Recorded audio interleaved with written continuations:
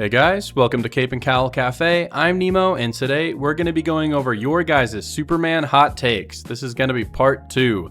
If you guys enjoyed the video at any point today, I'd really appreciate if you hit that like and subscribe button, but let's hop right in. Alright, first take of the day. Chris Grant 802 says, I know it's iconic, but I've never liked Superman's cape having his crest on it. It's gaudy and insists upon itself. It's not the worst thing ever, but it is excessive the same way it would be if Batman's cape had a giant black and yellow bat logo plastered on it. Aside from one or two rare exceptions, I always prefer just a plain red cape. Now, I also prefer just the plain red cape, but I don't think it's excessive to have the yellow crest on it. I mean, do people say that about Spider-Man because he has a back logo? No. I mean, if anything, his suit looks naked without it. And yeah, it would look really weird on Batman, but that's just because that's never been a thing. It's never been the standard, but I don't really care either way if Superman's cape has the crest or not, but I do prefer it plain. Okay, next up, Tommy Gugg says, might be a hot take, but I don't like when Superman is portrayed as being super muscular. I much prefer when he is portrayed less masculine, as I think it fits his personality more. Now, I think I half agree, because I do think that Superman should be masculine. I mean, this is Superman we're talking about, but I don't think that he should have as much like defined musculature as Batman.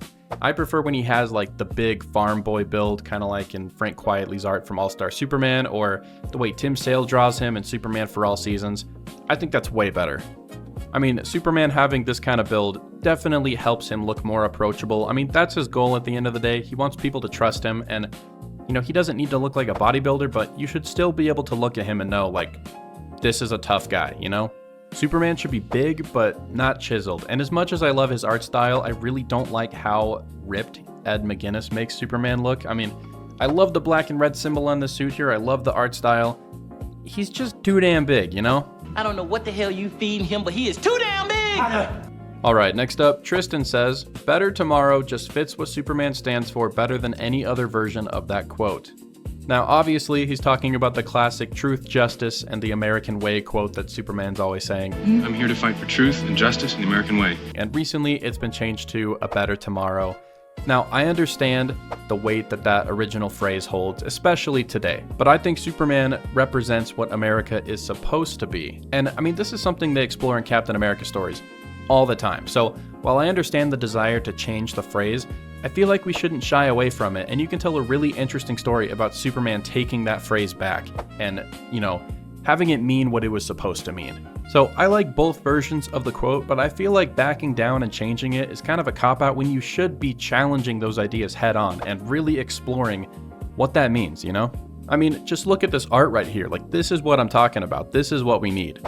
Alright, next up, CassArt16 says, probably a hot take. I prefer Superman's glasses to be normal ones, and the reason why people can't tell him and Superman apart is because his stature and mannerisms differ. Now, over the years, there have been countless explanations as to why nobody can tell that Clark Kent is Superman, whether it be hypnotic glasses, or posture changes, or passive mind control. I don't mind any of them, but honestly, my favorite is just that people don't really expect Superman to have a day job, and also, celebrity lookalikes are a thing, you know? People can just be like, oh, you kind of look like Superman. But they're not going to assume that Superman has a day job and lives in an apartment and is, you know, kind of a loser. They're going to think that Superman is a god and, like, lives up in a cloud castle or something. You know, they're just not expecting it, you know? When it comes to Superman's disguise, I don't really get the hate for the Clark Kent persona. Like, everyone always trashes on it, saying it's too unrealistic and it would never work, but the point is that nobody expects Superman to have a day job. They're not looking for him. I mean, if I was walking down the street and I saw somebody that kind of looked like Christian Bale, I might ask him if he's Christian Bale, and if he says no, I'm just gonna move on with my life. You know, I'm not really gonna pressure him and be like, oh, are you sure? Are you lying? You know, I don't think that that's something that people would do, you know? Also, celebrity lookalikes are a thing. It's very common. And while I think that Clark would change his posture a little bit and like maybe his voice a little bit, like he wouldn't be pulling on this act to be a completely different person. I mean, he is Clark Kent. That is who he grew up as. He would just be himself. But I am Clark. I need to be Clark. I'd go crazy if I had to be Superman all the time. Alright, next up, Ueve the Frogman says, my hot take is that I don't think making religious allegories or using religious imagery in Superman media is that insane. I mean, I think interpreting Superman as a mythological godlike figure is a valid take, especially if he's being used as a symbol of certain ideas rather than a super complex individual per se. But I think it truly depends on execution, so he doesn't feel too aloof or something. Also, I think Superman embracing more of his alien side is cool, especially if they manage to blend it with an emotional human core amid the crazy sci-fi stuff. Now, my issue with the religious allegory stuff is never the fact that they compare Superman to Jesus, it's how they compare them. I mean, if you're a writer and you're going to make a connection between Superman and Jesus, do it between their shared altruism and their desire to help people. Don't compare their power. I mean, at the end of the day, Superman is very Christ-like. I mean, Jesus was just a chill dude who wanted to help people, and he loved everyone. That sounds a lot like Superman to me. The issue is when you compare them, and then you have Superman do things that he would never do, and in the process, you assassinate both of their characters. I mean, look at Zack Snyder's Man of Steel. I mean, he was comparing Superman to Jesus the whole movie. There is so much religious imagery there. And the movie ends with Superman destroying the entire city and killing the bad guy. So if you're going to compare the two, don't say that Superman is Jesus. That's not true. Superman's not a perfect individual. Just compare some of the characteristics that they share. Sorry if this got too religious, but you know, this is a hot takes video, and this is something that I've been wanting to talk about for a while, so. Alright, next up, Tab says, Gunman is the worst superhero movie I have ever watched. Wasn't coming with bad expectations, even though I didn't like the last Gunn flicks, but hope in Superman being the exception still lingered. I genuinely don't remember a single time I was ever this miserable in a theater, not even on movies where I walked out midway.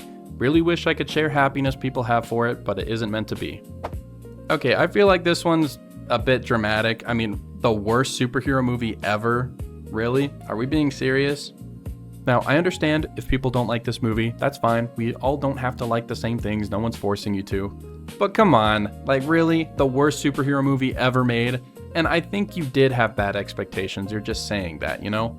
Like, this movie's not perfect, it does have flaws, I will admit that. But there are way worse movies out there, like, let's be real. Alright, this take actually kind of ties into the last one. CIA says, Superman James Gunn is very mediocre just judging it from a story and film perspective. Some moments are downright contrived or stupid in my opinion. I really could write a 3-page essay about it, but it is what it is. Also, Gunn fans are rabbits. You say, hey, I actually don't like this movie, and you basically killed their dog. Now, like I said before, not everyone has to like that movie, that's fine. But the reason why you're probably getting such a visceral defense from Gunn fans is because your critiques always sound like the previous guy, where he's saying, it's the worst superhero movie ever made, and you're only saying that just because it's not Henry Cavill, you know? I feel like everybody just needs to calm down. It's a movie, alright? Whoa! Take it easy, sweetheart! Alright, next up, Lord Vader says, there probably will not be a part 2, but my hot take is that not every street criminal should have kryptonite. Only Batman and maybe 1 to 2 others.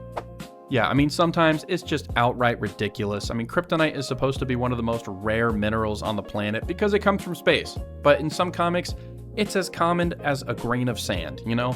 Like, what are we doing here? Batman should have some, Lex Luthor should have some, obviously Metallo's heart is made out of the stuff. I feel like that's pretty much it, you know? And if any other villains are using kryptonite, it should be on very rare occasions and they should be supplied by Lex Luthor, you know? Now, I'm really interested in how the DCU is going to handle kryptonite because in the Superman movie, Lex explains how kryptonite has supposedly disappeared off the face of the earth. There's no more left. And that's why he has to use Metamorpho to create synthetic kryptonite. So, has James Gunn just eliminated kryptonite altogether? Or do some people have stockpiles somewhere? Is there actually a secret, you know, mound in the ocean that we haven't discovered yet? Who knows? But I'm glad that they just didn't whip it out for no reason in that movie. They kind of had to come up with a more creative solution. I think it was pretty cool. I feel like you definitely need to come up with more creative ways to have villains be a threat to Superman. Alright, next up, Jay says, hot take, Superman shouldn't need to breathe. I think it's cooler when he doesn't need to use a mask to breathe underwater or in space like in the DCAU, especially when you have a scene of him charging up next to the sun or something akin to what happens in All-Star Superman. I do see room for an explanation regarding the necessity of oxygen for communication, but outside of that, it seems very new 52 level of power reduction for Superman. That white spacesuit he had was fire though. Now, I think the perfect explanation would actually be something kind of like the Viltrumites from Invincible, where they can just hold their breath for weeks. So that way Superman can travel to other planets, he can charge up next to the sun, he can do all of his space stuff without having an oxygen mask, but he would need one to communicate with other people. He can't talk in space. You know, that was the whole reason why Mark Grayson had to use telepathy when talking with Alan the alien on the moon, if that makes sense.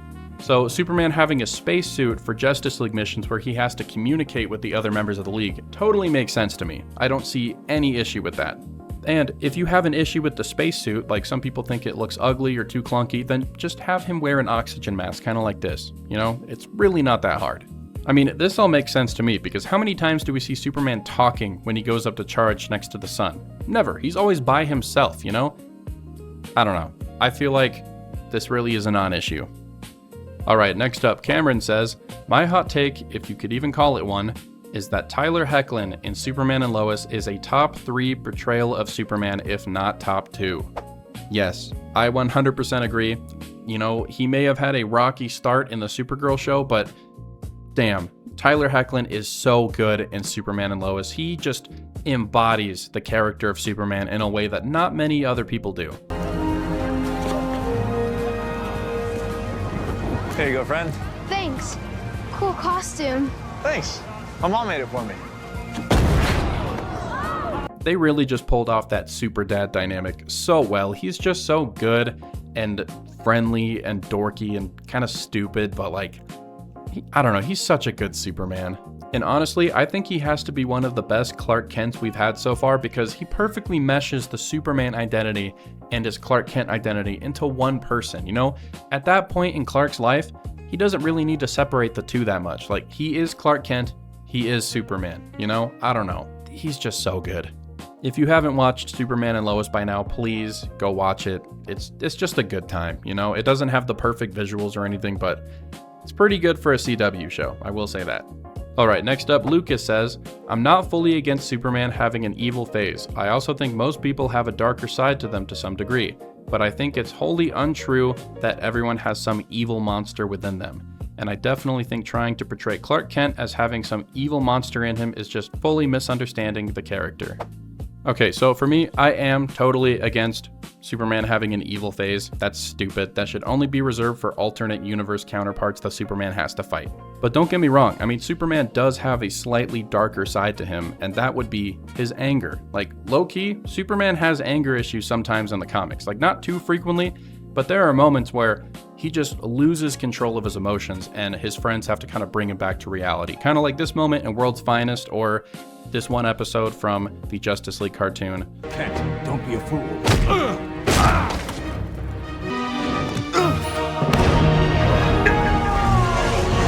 I think that's a much better way to add some edge to the character without just having him go through some kind of evil phase like the symbiote arc for Spider-Man. Alright, next up, Nant says, hot take, Lois Lane is much more of a fictional character than Clark Kent. It's not that hard to find someone who's kind and good for the sake of being good like Clark every day. However, it's extremely hard to find a journalist who has integrity and doesn't get bought by billionaires and politicians like Lois in this day and age. Yeah, I mean, I think we all know that classic, good old-fashioned journalism is just dead. It's gone. Just went. I mean, we don't really have genuine people pursuing the truth and trying to spread it with the world anymore. We just have everyone who's the same, and they're all paid for by the same people at the top, and they just exist to create division. That's it, you know? It's not real journalism anymore. And the news isn't trying to just inform you anymore. They're trying to elicit an emotional reaction from you so you keep supporting the side that the people at the top want you to. I mean, Lois Lane is a character who is constantly exposing the corrupt elite, and that's just not realistic, especially if you look at everything going on right now. You know what I'm talking about. So yeah, I actually agree with your take a lot, and the more that I think about it, it's actually super funny how Superman, a man who can fly and lift buildings, is far more realistic than Lois Lane. That's hilarious. Alright, next up, Nathan Spires says, not really a hot take, just my opinion. I think they should flesh out his weakness to magic more. I've only ever seen it touched on, but not explored very much or explained. Yeah, I've always been a bit confused on this too. I don't really think it's a weakness. It's just, you know, Superman is invulnerable to like physical damage, like bullets and stuff. And magic doesn't really fall under that category, so he's as vulnerable to it as anyone else would be. It's not that it's like a specific weakness just tailored to him, you know? Like, magic would affect Batman and Superman in the same way, because it's magic. Alright guys, that's going to be about it for today's video. If you guys enjoyed it all, I'd really appreciate if you hit that like and subscribe button, and drop in the comments down below your Superman hot takes. They might be featured in a part 3. But yeah, until next time, I'll see you guys later.